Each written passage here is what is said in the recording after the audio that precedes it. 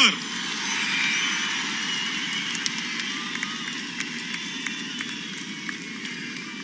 सुजात आंबेडकर आप आगे बढ़ो.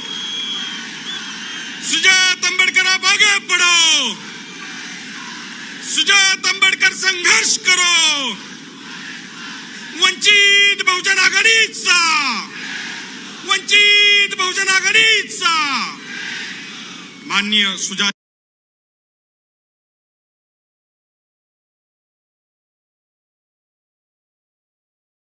जी.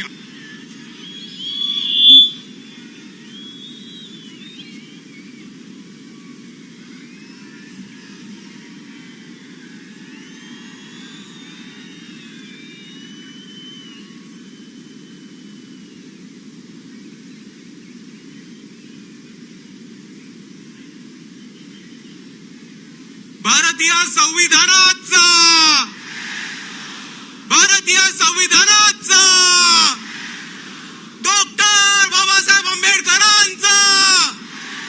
डॉक्टर बाबासाहेब आंबेडकरांचा. वंचित बहुजन आघाडीचा. वंचित बहुजन आघाडीचा. बाबासाहेब आंबेडकर तुम आगे बढ़ो. बाबासाहेब आंबेडकर तुम आगे बढ़ो. एकच नंबर मित्रांनो. सर्वात प्रथम समतेचे विचार, समतेचा संदेश रुजवणाऱ्या सगळ्या महामानवांना अभिवादन करतो. वंचित बहुजन आघाडीचे राष्ट्रीय नेते ॲडव्होकेट बाळासाहेब आंबेडकर, वंचित बहुजन आघाडीच्या प्रदेश अध्यक्षा रेखाताई ठाकूर, मंचावर उपस्थित सगळे मान्यवर, माझ्या मातांनो, भगिनींनो, माझ्या बंधूंनो आणि ह्या चळवळीतल्या साथीदारांनो, तुमच्या सर्वांना माझा क्रांतिकारी जय भीम.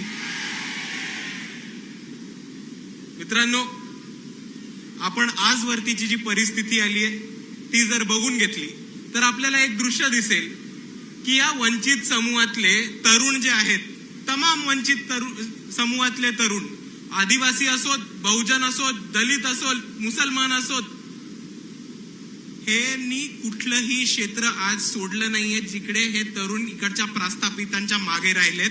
नुसते मागेच नाहीत राहिलेत तर त्यांच्या पावलावर पाऊल ठेवून त्यांना मागे टाकायला लागलेत आणि प्रत्येक स्वतःचा ठसा उमटवणारे हे तमाम वंचित समूहातले युवक, यांना राजकारण कळतं, अर्थशास्त्र कळतं, समाजकारण, सोसायटी कळते, मीडिया आणि कल्चर कळतं, पॉप कल्चर कळतं, इन्फॉर्मेशन टेक्नॉलॉजी कळते.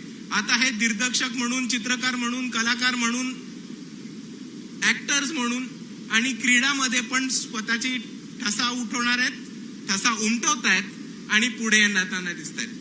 आणि हीच जीच आमची पिढी आहे ती आमच्या वरच्या पिढीकडे जेव्हा आदराने बघते आणि थोडं सेल्फ इंट्रोस्पेक्शननी बघते, म्हणजे जी 1960 ते 1980च्या कालखंडामध्ये जन्मलेली जी पिढी, आमच्या वरची पिढी, यांच्याकडे जेव्हा बघते तेव्हा आम्हाला एक गोष्ट कळतो की खऱ्या अर्थाने विकास आणि प्रोग्रेस ह्या पिढीपासून सुरुवात झालाय. ह्या पिढीनी महत्वाच्या पोझिशन्स स्वतःकडे काबू केल्यात. त्यांनी अधिकारी म्हणून समोर यायला लागलेत, बिझनेसमॅन म्हणून समोर यायला लागलेत, प्रायव्हेट सेक्टर मध्ये समोर यायला लागलेत आणि आमच्या पिढीचा विकास व्हावा, आमच्या पिढीला एक लढण्याची ताकद मिळावी असं वातावरण उभं केलंय आमच्या वरच्या पिढींनी. आणि ते फक्त आणि फक्त शक्य झालंय भारताच्या संविधानामुळे आणि अजून कशाचमुळे नाही. आणि ते शक्य झालंय भारतातल्या संविधानाच्या वेलफेअर पॉलिसीजमुळे, सुरक्षेमुळे, विकासाच्या संध्यांमुळे आणि भारतीय संविधानाने दिलेल्या संरक्षणामुळे. पण मित्रांनो, आज आमच्या पिढीच्या समोर एक भीती आली आहे. आम्हा सर्वांना ही भीती वाटते की आमच्या वरच्या पिढीला जे आरक्षण मिळालं, ज्या संविधानाचं संरक्षण मिळालं, ते आमच्याच पिढीतल्या बऱ्याचशा एका वर्गाला आणि आमच्या येड्यांना पिढ्यांना मिळणार नाही. अशी एक ताकद या महाराष्ट्रामध्ये, या भारतामध्ये उभी राहतीये आणि आपल्याला सगळ्यांना एकत्र येऊन या ताकदीशी लढायची आज गरज. आणि जी लोक संविधान बदलण्याची बाता करतात, जी लोक संविधान बदलण्याची भाषा करतात, यांच्याबद्दल एक गोष्ट आपण सर्वांनी समजून घेऊया की संविधान बदलणं ह्यांच्या बापाला पण शक्य नाहीये. आणि इकडचं भाजप असेल, मोदी असतील, अमित शहा असतील, हाफ चड्डी घालून पळणारे RSS वाले असतील, हे जितके येडे दिसतात तितके येडे नाहीयेत हे आपण लक्षात ठेवूया. जरी अर्धी चड्डी घालून इकडे तिकडे पळत असतील काट्या फिरवत, तरी जितके येडे तितके येडे दिसत नाहीत. हे ना डायरेक्ट संविधान पलटी करू शकणार नाहीयेत, बदलू करू शकणार नाहीयेत. ते संविधान डायरेक्टली बदलणार नाहीयेत. ते उंदरासारखं संविधान कुरतडून कुरतडून कुरतडून कुरतडून फाडून काढण्याचा प्रयत्न करणार आहेत. आणि ह्याच्यासाठी त्यांनी वेगवेगळे कायदे आणलेत, पॉलिसीज आणल्यात. जर आपण शिक्षणाची परिस्थिती बघितली तर जिल्हा परिषदेच्या शाळा बंद पाडल्यात, अंगणवाड्या बंद पाडल्यात. त्याचप्रमाणे शिक्षणाचं खासगीकरण होतंय. बार्टी असेल, महाज्योती असेल, सारथी असेल, UGC असेल, अशा बऱ्याच संघटनांना फंडिंग कमी करून त्या संघटना त्या संविधानाने सुरू केलेल्या शिक्षणासाठी ज्या संस्था होत्या त्या बंद पडतायत. इकडे आपल्या बरोबर सामील झालेत काही विद्यार्थी जे आझाद मैदानावरती असतात, ते आज आपल्या मोर्चामध्ये सामील झालेत. त्यांच्यासाठी एक मोठ्या टाळ्यांचा हात होऊन जाऊ देत.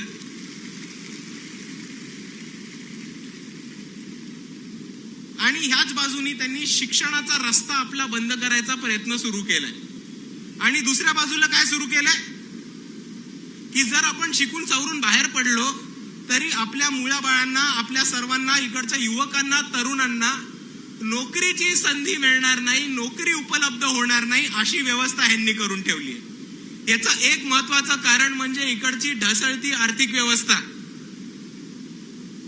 आणि अर्थव्यवस्था कोलमडल्यानंतर या देशामध्ये एक महत्वाचा घटक होता जो आपल्या सर्वांना जॉब्स उपलब्ध करून देत होता, तो म्हणजे भारताच्या संविधानाने सुरू केलेला सोशल वेलफेअर इकॉनॉमी सांगितलेला पब्लिक सेक्टर. पण आज हा पब्लिक सेक्टर इकडचा नरेंद्र मोदी असतील, इकडचे अमित शहा असतील, ते बंद करतात. आणि म्हणून बाळासाहेब दरवेळेस म्हणतात की इकडचे नरेंद्र मोदी जे आहेत ते दारुड्यासारखे आपला देश विकायला निघालेत. ह्याच्यावरती आपण लक्ष ठेवावं. मुंबईचाच उदाहरण द्यायला झालं तर बेस्ट बंद करून बेस्ट अदानीला दिली.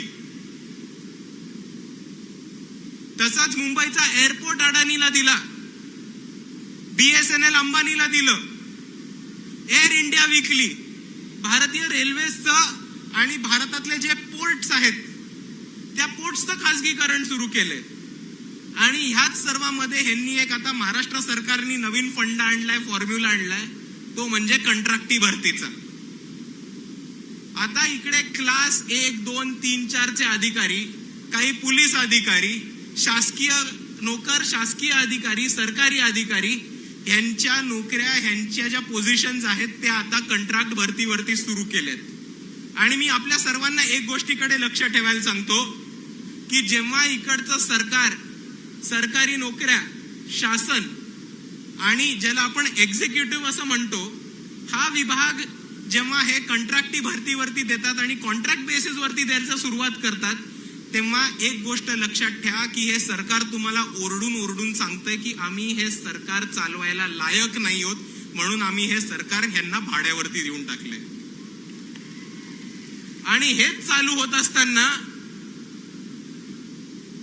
आपलं महाराष्ट्र राज्याचं सरकार इकडे तिकडे फिरत राहतंय आणि काय बोंबलतायत, शासन आपल्या दारी, शासन आपल्या दारी. अरे भावांनो, शासन आपल्या दारी कारण इकडचा शासकीय अधिकारी, शासकीय नोकर हे झालेत भाडेकरी. आणि ह्याच प्रकारे इकडच्या लोकांनी इकडच्या व्यवस्थेला मोडीत काढून, संविधानाचे एक एक मूल्य मोडीत काढून स्वतःचा आधुनिक मनुस्मृती संविधानामध्ये घुसवायचा प्रयत्न इकडच्या व्यवस्थेने केलाय. आणि ह्यांना वाटतं की आपण ह्यांच्यावर आवाज उठवला तर आपण डरू, आपण घाबरू. जेव्हा इकडचा मुसलमान आवाज उचलतो, जेव्हा इकडचा दलित आवाज उचलतो, ओबीसी आवाज उचलतो, इकडचे वंचित आवाज उचलतात, तेव्हा त्यांच्यावरती केसेस केल्या जातात, त्यांना पोलीस प्रशासनाच्या दबावाने घाबरवलं जातं. पण मित्रांनो, मला एक सांगा, ह्यापुढे आपण घाबरणार आहोत की नाही? आपण घाबरणार आहोत? एकच नंबर बॉस, क्योंकि ये डरने का नहीं डराने का टाइम आ गया है अभी. आणि त्याचमुळे आपण सर्वांनी हे ठरवूयात की येत्या प्रत्येक निवडणुकीमध्ये पंचायत समिती सदस्य असेल, सरपंच असेल, जिल्हा परिषद सदस्य असेल, नगरसेवक असेल, आमदार असेल, खासदार असेल, या सर्वांना आपण तमाम वंचित घटकांमधनं, आदिवासींमधनं, बहुजनांमधनं, दलितांमधनं, मुसलमानांमधनं आणि तमाम बहुजन समूहातनं असे लोकप्रतिनिधी आपण सत्तेमध्ये पाठवू, जे सत्तेमध्ये जाऊन संविधानाचा सन्मान करतील. आणि म्हणून सगळ्या माझ्या तरुण बांधवांना, मित्रांना विनंती आहे की आज आपण इकडे एक निर्धार करूया, आज आपण इकडे एक शपथ घेऊयात कि जो ये संविधान बदलने की बात करेगा, जो ये संविधान बदलने की कोशिश करेगा, अपन उसको ही बदल डालेंगे.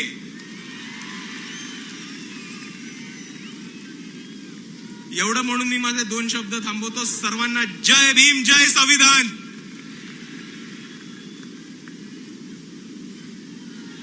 धन्यवाद सुजाजी.